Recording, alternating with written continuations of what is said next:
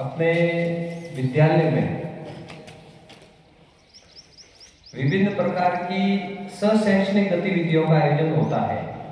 आप देखते आए हो विद्यालय में समय समय पर शैक्षणिक गतिविधियों का आयोजन होता है।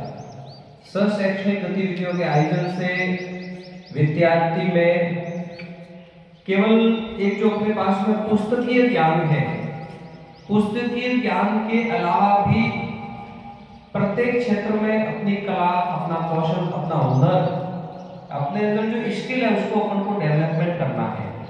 वर्तमान समय में अपन केवल एक किताबी कीड़ा बनकर रह जाएंगे तो आगे सफल नहीं होंगे अपन। और शैक्षणिक गतिविधियां, जितने भी प्रकार की गतिविधि है, प्रत्येक क्षेत्र में अपन को आगे बढ़ना है। तो इसी शैक्षणिक गतिविधियों के क्रम में आप देखते हो आपको प्रतिदिन विद्यालय में किसी न किसी प्रकार की गतिविधियों से अवगत करवाया जाता है। जैसे मान लो कि भाषण प्रतियोगिता हो, खेलकूद प्रतियोगिता हो, स्काउट के अंदर सिखाए जाने वाले विभिन्न प्रकार की कला कौशल की गतिविधियां हो, इन सब से आपको अवगत करवाया जाता है। तो आपके व्यक्तिगत जीवन में और आगे व्यावसायिक जीवन में भी वो सब चीजें आपके काम में आती है। तो इसी संदर्भ में आज मैंने अपने बीच में है श्री दिनेश्वर जी भाई साहब। दिनेश्वर जी सर अपने रोएडा के हैं, मूल निवासी हैं, और आपने अपने बचपन में जिज्ञासा, कला, भाव अपने अंदर जो भी था उसके जो भाव का उसी साधना में लगे रहे और प्रस्फुटित हुआ एक पूरा बड़ा भाव।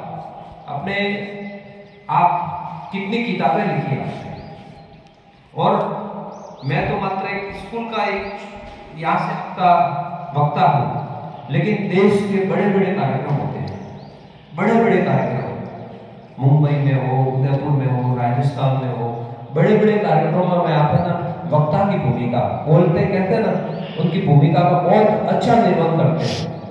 तो देश के माने हुए गायिका हो, गायिका हो, वो जो मंच पे बैठते हैं तो वो तो केवल अपनी गायकी का प्रदर्शन करते हैं, लेकिन आप अपनी जो माँ वीणा वादिनी का जो वरदस्त है सरस्वती माँ का, तो बहुत अच्छे मजे होता है। कहने में मेरे को मतलब ये नहीं होगी, और आप पूरा जीवन सादगीपूर्ण जीवन है, बाहर से किसी प्रकार का कोई दिखावा नहीं है। इस प्रकार से आप सब जगह कहीं न कहीं प्रकार, अच्छा वो ही नहीं है कि मेरे पास में कला कौशल, किताबें लिखना, कितनी कविताएं लिखना। देखना, मैं गद्य का क्षेत्र हो, भले वो पद्य का क्षेत्र हो, और गद्य में पद्यों को छोड़कर समाज सेवा का क्षेत्र हो, वन पर्यावरण सेवा का क्षेत्र हो, कितने भी प्रकार के पौधे लाके ऐसे क्षेत्रों में लगवाए जहाँ पर पौधे आज वो बड़े हो रहे, पलवित हो रहे, बड़े पौधे हुए। ऐसा नहीं कि पेड़ पौधे लगाना, पेड़ पौधे लगाने के बाद में बड़ा करना, देखना खूब सारे पौधे आपने लोगों के विद्यार्थियों को तैयार करके लगाए, छोटे छोटे गाँवों में जाके संस्कार केंद्र लगाए, जैसे मानवाड़ा में गए, संगवाड़ा में गए, स्कूलों में जाके अपने खुद के विद्यालय में आके आपने नशा मुक्ति शिविर यहाँ पे किया था। मैंने पिछला वीडियो देखा था आपका, यहाँ पर आए थे सब सर थे, इंटरव्यू था, नशा मुक्ति के बारे में बच्चों का मार्गदर्शन किया था आपने। और एक भी विद्यालय हो आप या एक भी ऐसा स्थान हो कि आप वहां पर नहीं गए हो।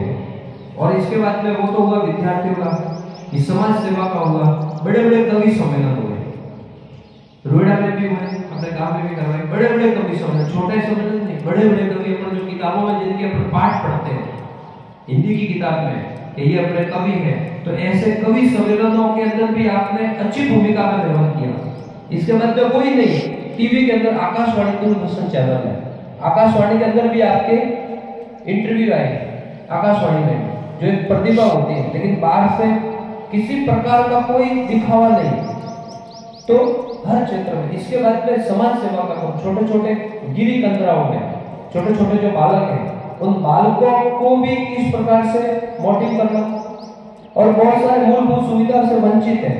दीपावली के अंदर आप क्या करते हैं, सब बालकों सबके सहयोग से पूरा मुंबई से, महाराष्ट्र से पुस्तकों का, किताबों का, पेंसिल, कॉपियां सबका जखीरा लेके आते हैं। और जब सब अपने अपने घरों में दीपावली मनाते हैं, दीपक, तब ये क्या करते हैं, वो सब सामग्री लेके आते हैं, और सामग्री लेके क्या करते हैं, सीधे जाएंगे जोधपुरी, जैसे छोटे छोटे आदिवासी अंचल के बच्चे होते हैं, वहां जाके वो सब साउंड बच्चे बढ़िया साफ से अपन पटाखे छोड़ते हैं, फुलझड़ियाँ छोड़ते हैं। उस समय वो कॉपी पेंसिल सब बच्चों को वितरण करते हैं। किसको स्वेटर है, किसको किताब कॉपी पेंसिल, किसको बैग है, अच्छे अच्छे कपड़े। फिर वो बच्चे छोटे छोटे बच्चे हंसते हुए जब वो लेके घर पर जाते हैं तो उनका आनंद कितना होता है। तो ये आनंद का भाव तो आप में ऐसा क्षेत्र नहीं है कि वो कोई छोड़ा है। खेल का क्षेत्र हो, हर क्षेत्र में प्रतिभा को प्रस्तुत करना, मतलब आगे बढ़ाना हो, तो एक मन में छोटा सा भाव लेकर अपन चलते हैं। इसी क्रम में आज दिनेश जी अपने बीच में उपस्थित हैं और आपका मार्गदर्शन करेंगे। विद्यार्थियों, सबसे पहले तो हमारा जो गांव का ही विद्यालय है सरस्वती विद्या निकेतन और इसके संचालक है अरविंद जी त्यागी। एक बार इस विद्यालय परिवार के सम्मान में दोनों हाथ खोलकर जोर दाता लेकर अब हम बिना किसी भूमिका के जीवन पर बातचीत करेंगे, जीवन के लक्ष्य पर बातचीत करेंगे, पढ़ाई पर बात करेंगे, मोबाइल पर बात करेंगे, सोशल मीडिया पर बातचीत करेंगे और किस तरीके से हमें हमारे जीवन में अपने माता पिता का नाम रोशन करना है, अपने विद्यालय का नाम रोशन करना है, अपने गांव का नाम रोशन करना है।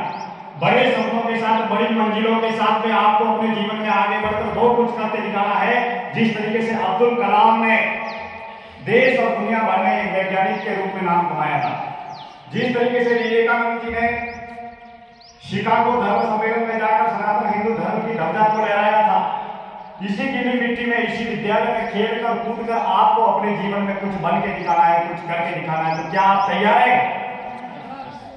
जो भी सपने आप देखते हैं उनको सच कर सकते हैं, जो भी सोचते हैं, जो भी बनना चाहते हैं वो बन सकते हैं। सिर्फ आपके अंदर कुछ भी है, अभाव है, असुविधाएं है, मैं ये नहीं कर सकता, मैं वो नहीं बन सकता, इस तरीके से जितने भी नकारात्मक विचार है, नेगेटिविटी है, उनको अपने जीवन से हमेशा हमेशा के लिए निकाल कर रखते हैं। हमेशा अपने माता पिता के साथ में रहना है, अपने परिवार के साथ सोचते हो वही एक न एक दिन बन जाते हैं।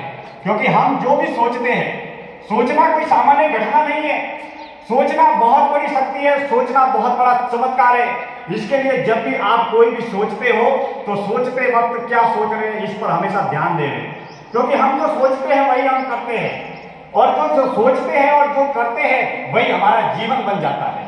इसके लिए प्यारे विद्यार्थियों, आज आप इस विद्यालय में पढ़ रहे हैं, आपके इस जो जन्म के बाद में करीबन 5 साल, 10 साल, 11 साल, 12 साल, 25 साल, 30 साल तक आप स्कूल कॉलेज में पढ़ेंगे, डिग्री डिप्लोमे प्राप्त करेंगे और ये जीवन के 20 साल, 25 साल ही आपके जीवन का निर्माण करेंगे। आप जीवन में क्या बनेंगे, क्या पाएंगे, ये 25 साल, ये 30 साल आपके जीवन की आधारशिला क्या बनना है, क्या करना है। अभी केवल और केवल अपनी पढ़ाई पर फोकस कीजिए। हमको केवल पढ़ना है, सुबह से शाम तक केवल पढ़ाई पर ध्यान देना है और पढ़ने के साथ में जो अन्य प्रतिभाएं हैं, जो भजन गाने की कला, बोलने की कला, ड्राइंग क्लास जो होती है, चित्रकला, वो कला, कितने तरीके की कला है, खेलने की कला, ये सारी बहुमुखी प्रतिभाओं का विकास करना है। हमको केवल किताबी कीड़ा बनकर नहीं रहना है। जब किताबी ज्ञान जब आप प्राप्त कर लेंगे और जब आप स्कूल कॉलेज की पढ़ाई करने के बाद में जब आप अपनी उम्र में कितने हो जाओगे, 20 साल के हो जाओगे, 25 साल के हो जाओगे, 30 साल के हो जाओगे, जब गांव का स्कूल छोड़कर आप कहां पर जाओगे, जयपुर में जाओगे, आबू रोड में जाओगे, सिरोही में जाओगे, हॉस्टल में जाओगे, कॉलेज में जाओगे और कॉलेज के डिग्री डिप्लोमे प्राप्त करने के बाद में जब आप रोजगार में, धंधे में, कारोबार में कदम रखेंगे, तब आपके सामने जीवन की सबसे बड़ी चुनौतियां आने वाली है। इसके लिए आपको अभी से तैयार होना है कि हम हमारे जीवन में हमेशा आगे बढ़ सके और हम अपने माता पिता के सपनों को सच कर सके, हम अपने धर्म से जुड़ सके, हम अपने राष्ट्र से जुड़ सके, हम अपने गांव से जुड़ सके और हमेशा जीवन में सुबह से लेकर शाम तक हमारी जो संगत है उसके ऊपर भी विशेष रूप से ध्यान देना चाहिए। आप विद्यालय में, इतना अच्छा विद्यालय, इतने अच्छे संस्कार दिए जाते हैं, लेकिन आप अपने गांव में, गली में, मोहल्ले में कैसे बच्चे हैं आपके साथ में, किसके साथ में आप दोस्ती कर रहे हो, क्योंकि जैसे आपके दोस्त होंगे वैसे ही आप बनेंगे। जैसे आपके दोस्त होंगे, अगर दोस्त बुरा होगा तो हम भी बुरे बनेंगे, अगर दोस्त अच्छा होगा तो हम भी अच्छे बनेंगे। इसके लिए हमेशा अपनी जो मित्रता है, अपनी जो संगत है, उसको हमेशा पूरी की पूरी तरह अच्छा रखना है। जो अपने आसपास में जितने भी बुरे दोस्त हैं, कोई गालियां बोलता है या कोई गलत संगत में है, तो उससे हमेशा दूर रहना है। आगे बढ़ने के लिए अपनी जो संगत है उसको हमेशा पवित्र रखना है, इसका पूरा ध्यान रखना है। ये बात आप नोट कर लेते हैं कि जो बच्चा अच्छा है, जो बच्चा पढ़ने में ध्यान देता है, जो बच्चा धर्म की बातें करता है, संस्कारों की बातें करना है, उससे मित्रता करनी है। और हमारे घर में, परिवार में, गांव में, गली में, मोहल्ले में कहीं भी जाए, कोई ऐसा बच्चा है जो गलत संगत में है तो उससे हमेशा दूर रहना है, क्योंकि जैसी संगत होगी वैसे ही हमारी रंगत होगी। हम अगर अच्छे होंगे तो हम अच्छी बातें करेंगे, और कोई बुरा बच्चा होगा तो क्या करेगा, बुरी बातें करेगा। तो हमेशा एक बात का हमेशा जीवन में ध्यान रखें कि जैसे वातावरण में हम रहेंगे वैसे ही हम था। एक गांव था और एक गांव में कुमार था। इस बात को ध्यान में रखना कि हम जो सोच रहे हैं ना वो कितना महत्व रखता है। हम जो सोच रहे हैं उससे जीवन का निर्माण कैसे होता है। एक छोटा सा गांव था और गांव में एक कुमार था, और कुमार वो गीली मिट्टी होती है ना, उस गीली मिट्टी से वो बना रहा था चिलम, नहीं आती चिलम, जो जिससे तंबाकू डालते हैं और चिलम पीने का नशा करने के काम आती है। तो वो कुमार चिलम बना रहा था। तभी गांव में क्या हुआ, एक बूढ़ा बुजुर्ग आया और बोला कि आप क्या कर रहे हो? तो कि मैं चिलम बना रहा हूँ, और ये गीली मिट्टी से चिलम बनेगी, और बाद में चिलम बनेगी तो ये नशा भूखने के काम में आएगी, और चिलम से फिर नशा करेंगे लोग, और चिलम ज्यादा बिकेगी तो मेरा बहुत ज्यादा धंधा होगा, मैं तो बहुत बड़ा अमीर बन जाऊंगा, करोड़पति बन जाऊंगा। तभी उस बुजुर्ग ने क्या किया कि कुमार बंधु, जो तुम ये चिलम बना रहे हो इसका विचार त्याग दो, और ये चिलम न बनाकर तुम क्या बनाओ, पानी का मटका बनाओ, पानी का मटका बनाओ। अगर चिलम बनाओगे तो बहुत सारे लोग नशा करेंगे, नुकसान होगा, स्वास्थ्य का नुकसान होगा, कई तरह की बीमारियां लग जाएगी। और अगर तुम चिलम की जगह पानी पीने का मटका बनाओगे तो बहुत सारे पानी पिएंगे लोग, बहुत सारे। तो कि पहले तो मैं चिलम बना रहा था इसी गीली मिट्टी से, लेकिन अभी मैं क्या करने लगा, मटका बनाने लगा। तो कि ऐसा क्यों किया, तो कि मेरा जो बनाने का जो विचार था ना वो विचार बदल गया। तो उस गीली मिट्टी ने क्या कहा कि तुम्हारा तो कुमार बंधु मात्र एक विचार बदल गया, लेकिन मेरी तो तुम्हारे सोचने में और विचार करने में पूरी की पूरी जिंदगी बदल गई। तो एक विचार करना कितना बड़ा महत्वपूर्ण घटना है। एक विचार था जिसने वो गीली मिट्टी से क्या बना रहा था, चिलम बना रहा था। उसी चिलम से बहुत सारे लोग नशा करते और जिंदगी को बर्बाद करते, लेकिन चिलम बनाने का विचार त्याग करके उसने माटी का मटका बनाने की सोची, और उस माटी का मटका बनाने से कितना उसका लोगों का भला होगा, बहुत सारे लोग पानी पिएंगे। तो ठीक उसी तरीके से आप जो सोच रहे हो उसी आधार पर आपके जीवन की मिट्टी का जीवन का निर्माण होगा। कभी जीवन में ये मत सोचिए, यहाँ पर बहनें बैठी है, बेटियां बैठी है, मैं गरीब हूँ, मैं छोटा हूँ, मैं लड़की हूँ, मैं गांव में हूँ, मेरे माता पिता हेल्प नहीं करते, मुझे सपोर्ट नहीं मिलता, मुझे अच्छा गाइडेंस नहीं मिलता। आप सब कुछ बन सकते हो, बस केवल सोच बड़ी रखिए और अपने लक्ष्य पर ध्यान दीजिए। दूसरा, आज के दौर में पढ़ाई में डिस्टर्ब कौन कौन करते हैं, कैसे पढ़ाई में डिस्टर्ब होते हैं? विशेष रूप से छोटे बच्चे बैठे हैं, इसके लिए कभी शांत स्वर में, एकांत स्वर में बैठिए और बैठ के सोचिए या ऐसे पॉइंट्स लीजिए कि मैं पढ़ाई में डिस्टर्ब कैसे होता हूं। तो सबसे ज्यादा पढ़ाई में डिस्टर्ब कैसे होते हैं? आलस की वजह से होते हैं ना। आप सुबह कार्य नहीं कर पाते तो नींद की वजह से भी हम पढ़ नहीं पाते। और दूसरा, आज के दौर में सबसे बड़ी परेशानी क्या आ गई है? मोबाइल और social media, Facebook, WhatsApp, Instagram, YouTube जी, ये दोनों चीजें हमारे टाइम और एनर्जी बहुत ज्यादा वेस्ट करते हैं। और आप बच्चे हो, जिसके लिए पढ़ाई में जितनी जरूरत है उतना ही मोबाइल का इस्तेमाल करना है, सोशल मीडिया भी उतना ही चलाना है। हम 24 घंटे रील्स देखते हैं, फेसबुक चलाते हैं, व्हाट्सएप चलाते हैं, इंस्टाग्राम चलाते हैं। अभी आप कोई व्यापारी नहीं हो, अभी आप कोई दुकानदार नहीं हो जो आपको बिजनेस करना है। अभी आपको क्या करना है? केवल पढ़ाई में फोकस करना है। क्या करना है? पढ़ाई में फोकस करना है। और जब भी आप मोबाइल की जितनी जरूरत है उतना ही चलाना है। मोबाइल कोई बुरा नहीं है, हर चीज अच्छी भी होती है और बुरी भी होती है, लेकिन हमको क्या करना है? जो चीज अच्छी है उसका इस्तेमाल करना है।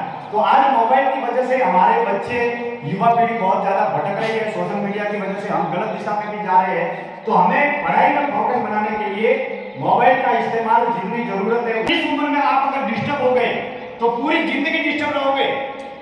अभी अगर आपने पढ़ने में ध्यान नहीं दिया, आपके माता पिता खेती बाड़ी करते हैं, रोजगार करते हैं, छठा के माँ बाप आपको बढ़ा रहे हैं, एक बार अपने माता पिता के लिए जोरदार तालियां बजाइए दोनों हाथ। वो माता पिता जो खुद गरीबी में पले हैं, और बहुत सारे बच्चों के माता पिता होंगे जिन्होंने स्कूल भी नहीं देखी, कॉलेज भी नहीं देखी, कोई डिग्री डिप्लोमा प्राप्त नहीं की है, लेकिन वो आपको पढ़ाना चाह रहे हैं। आपके सबसे बड़े भगवान है तो वो आपके माता पिता है। इसके लिए अपने माता पिता के सपनों को सच करना है, अपने भाई बहनों के सपनों को सच करना है। जिस दिन आप अच्छा काम करोगे, हर कोई कहेगा कि ये हमारा बच्चा है, हर कोई कहेगा कि ये हमारे समाज वाला है, हर कोई कहेगा कि ये हमारे गांव वाला है, हर कोई कहेगा कि हमारे राज्य का है, हमारे जिले का है। जिस दिन अच्छा काम करोगे, हमेशा हमेशा के लिए आगे बढ़ोगे। और और एक और बात मैं आपको कह रहा हूं कि कभी भी कहीं भी दो चार बातें मैं छोटी छोटी आपको बता रहा हूं, जिंदगी में बहुत सारी आपके काम में आएगी। जिंदगी में कभी भी गंदी शब्द, गंदी गालियां, अपशब्द, यहाँ विद्यालय में कोई नहीं बोलता है क्योंकि यहाँ विद्यालय में तो बहुत सारा अच्छा गुरुकुल का वातावरण है, लेकिन बाहर जब भी हम जाते हैं तो जिंदगी में एक संकल्प लेना है कि हम कभी भी गंदे शब्द, अपशब्द, गालियां वगैरह नहीं बोलेंगे। बाहर के लोग भी बोलते हैं तो उनसे भी दूर ही रहना है, क्योंकि वाणी परमात्मा का दिया हुआ एक अनमोल उपहार है, और जो व्यक्ति जैसा बोलता है ना वैसा ही बन जाता है, और बोलने के ऊपर ही हम अनुमान लगा लेते हैं कि ये आदमी कैसा है। इसके लिए ताउम्र जीवन में कभी भी गंदे शब्दों का इस्तेमाल नहीं करना है। विद्यालय परिवार तो इतना गुरुकुल जैसा वातावरण है, इतना अच्छा है, लेकिन हम बाहर की जो संगत है उससे क्या होते हैं, रास्ता भटक जाते हैं।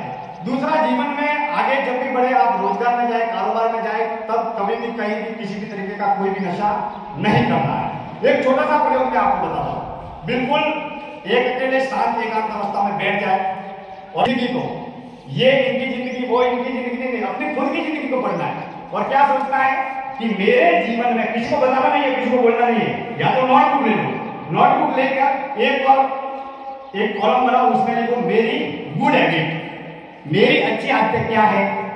अच्छा, दूसरा कॉलम मेरी बैड हैबिट, मेरी बुरी आदतें क्या है। ये प्रैक्टिकल आप एक अकेले बैठ के लिखो, अगर जीवन में अगर आपको आगे बढ़ना है। और फिर अगर आपकी बुरी आदतें हैं, जैसे मैं नींद करता हूँ, समय पे उठता नहीं हूँ, आलस करता हूँ, मेरा पढ़ाई में मन नहीं लगता है, तो ये सारी बुरी आदतें, और भी कोई बुरी आदतें हो तो वो लिखो। फिर आपकी अच्छी आदतें क्या है। अच्छी आदतें, मैं बहुत बढ़िया भाषण दे सकता हूँ, मैं रोज सुबह 4 बजे उठता हूँ, मैं योग करता हूँ, प्राणायाम करता हूँ। ऐसी सारी अच्छी आदतें और बुरी आदतें दोनों लिखो अपने बारे में, दूसरे बारे में नहीं लिखना। इसके बाद उनको छोड़ने का संकल्प लूंगा, और जितनी भी जीवन में हमारी जो अच्छी आदतें हैं उनको मैं हमेशा आगे बढ़ाऊंगा, ताकि हम अपने जीवन में आगे बढ़ पाएंगे। दूसरा, जब भी आप कोई भी काम करते हैं तो पढ़ते वक्त पूरा का पूरा पढ़ने में ध्यान दो। हर रोज एक टाइम रखो, यहाँ तो पढ़ते ही है, वो तो ठीक है, स्कूल में पढ़ते हैं, वो टाइम आ गया अपना लाइफ का। फिर अपन जो कोचिंग में जाते हैं या ट्यूशन जाते हैं, वो टाइम आ गया।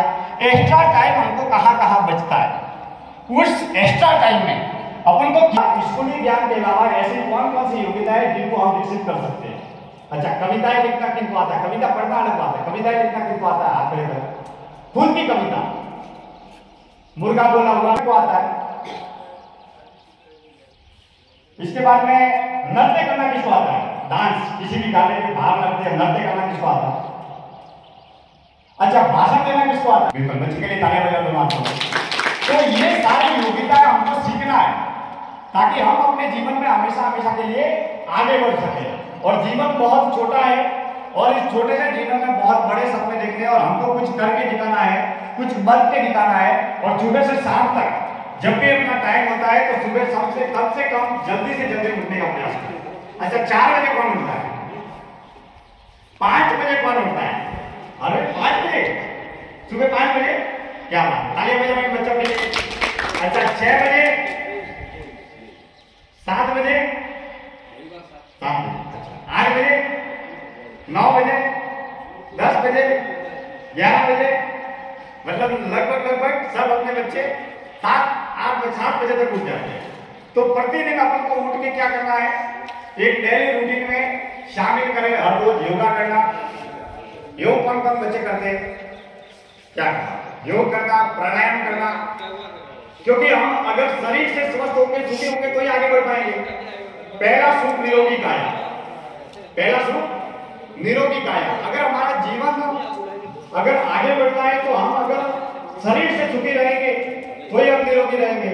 और अगर जिस दिन आपके सर दर्द कर रहा है, या जिस दिन आपको बुखार आ रहा है, और उस दिन गुरुजी ने कहा या फिर किसी मम्मी पापा ने कहा कि बेटा पढ़ाई कर, तो पढ़ाई कर पाओगे, नहीं कर पाएंगे। इसके लिए जीवन में सुखी होने के लिए, सफल होने के लिए हर रोज आपको योग भी करना है, प्राणायाम भी करना है, और ध्यान भी करना है। क्या करना है, ध्यान। ऐसे आंखें बंद करके बैठ जाए और ध्यान भी हर रोज करना चाहिए, ताकि अपने जीवन में हम आगे बढ़ सकें। हमारे जीवन में 2 सबसे बड़े शक्तिशाली हथियार है। क्या है, पहला तन, ये जो हमारा शरीर, ये जो बॉडी जो दिख रहा है, ये शरीर, ये हमारा सबसे बड़ा शक्तिशाली हथियार है। इसको स्वस्थ रखना है, सुखी रखना है और निरोगी रखना है। दूसरा मन, अगर आपका मन नेगेटिव है तो जीवन में कभी भी आगे नहीं बढ़ सकते। और अगर आपका मन शक्तिशाली है, कभी हम बहुत साथ ज्यादा दुख में होते हैं, किसी ने कुछ बोल दिया, मम्मी पापा ने डांट दिया या गुरुजी ने कुछ ऐसा बोल दिया, तो हम क्या होते हैं, बहुत ज्यादा नेगेटिव हो जाते हैं। और कभी कभी हम बहुत ज्यादा उत्साहित होते हैं। तो मन को हमेशा बहुत ज्यादा उत्साहित रखना है।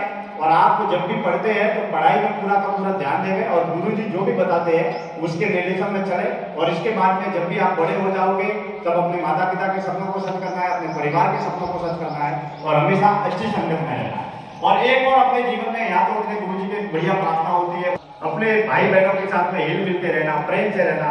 अच्छा, जब भी बोले तब सभी के साथ में हिल मिल के बोलना है, प्रेम के साथ में रहना है। तो ये सारे आदतें अगर अपने जीवन में आप विकसित करेंगे तो हमेशा हमेशा के लिए आगे बढ़ते रहेंगे। और हमेशा एक ही लक्ष्य पर फोकस करना है। दूसरा, आपका लक्ष्य हमेशा बदलता जाएगा। आपका लक्ष्य